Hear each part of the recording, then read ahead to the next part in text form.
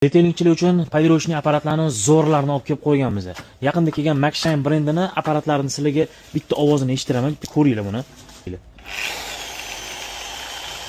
Yumshoqligini eshityapsizlarmi? O'zi apparat tushunadiganlar bu ovozni eshitib shundan bilib oladi, yumshoq ishlayotganini. Mana shovqin emas, ko'ryapsizlarmi? Ayrim apparatlar 3-skorsda shang'illab ketadi. Buni ovozini eshityapsizlarmi?